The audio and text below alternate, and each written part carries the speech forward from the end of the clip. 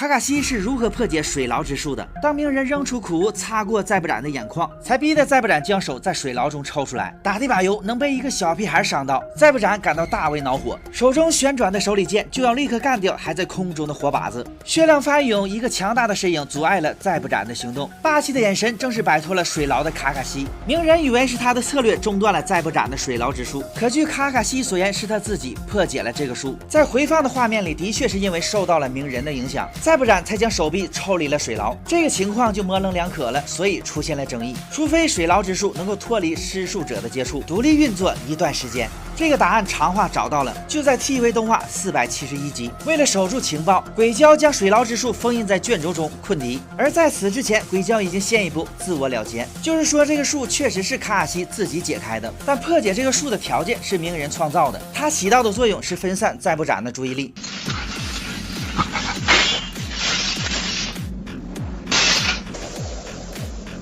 再不斩双手快速结印，心中念念有词。小皮球夹脚踢，马莲开花21。卡卡西也有样学样，小皮球夹脚踢，马莲开花，拿来吧你！两发一模一样的水龙弹同时升腾而起，气势汹汹撞在一起，撕咬又互相抵消，谁都奈何不了谁。再不斩这才意识到写轮眼真正难缠的地方，能同步施展自己的忍术，这已经不是单纯的复制了。写轮眼不能读心，也不能预见未来，洞察只是他的附带能力被卡卡西用出了差异化，就是通过细微的观察推测目标在下一瞬的动作，哪怕提前0点几秒，也能制造预知未来的假象。长话认为忍术的核心就是骗，这种心理博弈才是早期火影精彩的原因之一。以上再辅以简单的幻术，更乱再不斩阵脚。就趁他惊骇之际，卡卡西抢先一步动了，大瀑布之术凶猛如兽，连周围的地形在顷刻都发生了改变。不过来得快，去得也快，被击败的再不斩没等来卡卡西致命的一击，却被一个面具少年抢走了人头。